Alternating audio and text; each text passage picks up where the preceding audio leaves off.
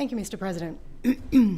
I rise to speak on this matter to offer some insights into the barriers and also the achievements that have been made under previous governments. We know that the conservation movement has been around since arguably the late 1600s. People have been aware of the kinds of impacts that humans are having on our planet as problems go from forestry, pollution, disease.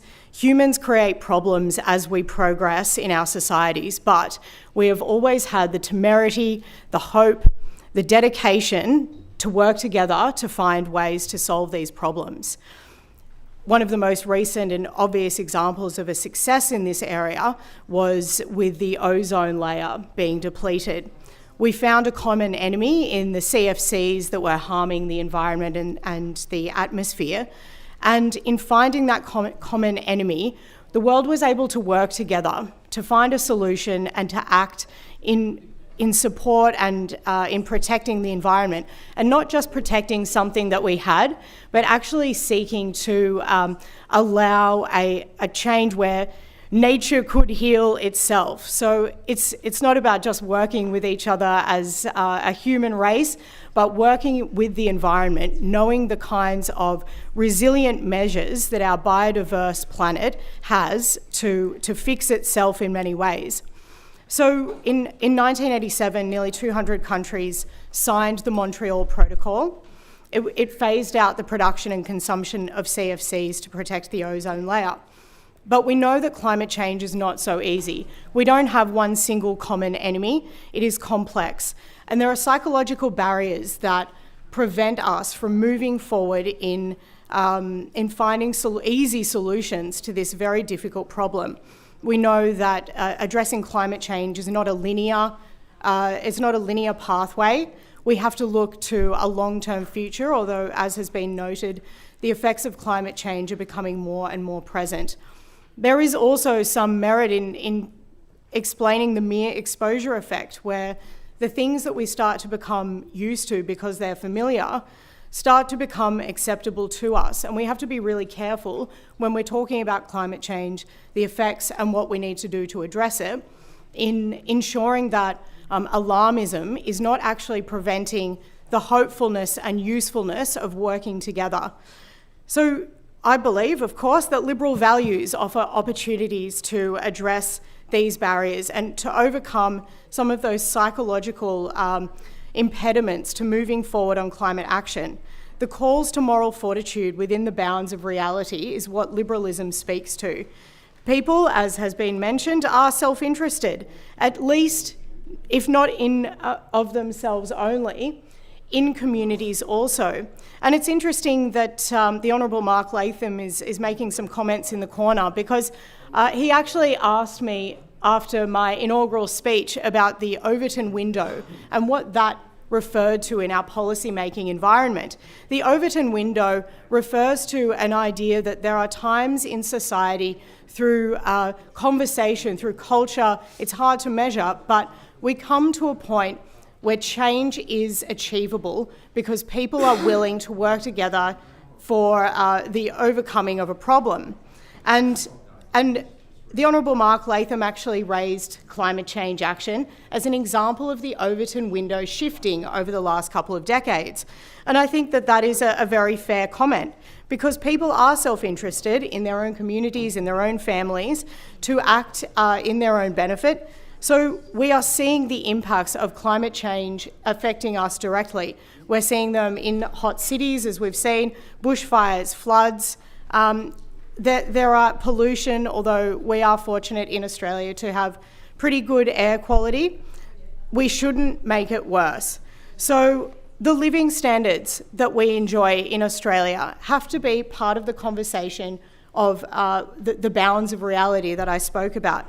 Australians expect a good standard of living. We expect that there are market solutions to the way that we live, but there is an egalitarian spirit, no doubt, in the founding of Australia, and we do want to work together in our self-interest. So we look to technology and innovation.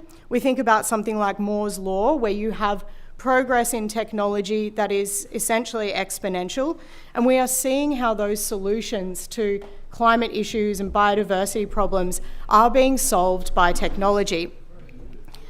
So I point to a book called Abundance. I'm not sure if anyone has read it. Stephen Kotler and Peter Diamandis. It's good to hear that there's some recognition in the house.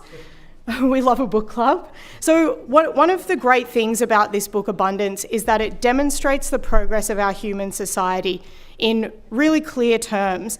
There are graphs in this book that refer to the solar energy that is created and utilised in the world from 1995 to 2010. This is a little bit of an old version. We literally see an exponential growth in solar energy production, and that has continued to rise. We also see a more even rise in worldwide renewable energy investments from 2004 to 2011. And we see an exponential change downwards in the average price per watt of solar energy. So these are the pieces of evidence that we can point to that demonstrate that market forces are able to correct the problems that we as a human society have created through, of course, the use of the technology we had available at the time. Fossil fuels have certainly played their part, there is no doubt about that, and they have allowed us to grow and to progress as a human society, and it has allowed our standard of living to increase exponentially.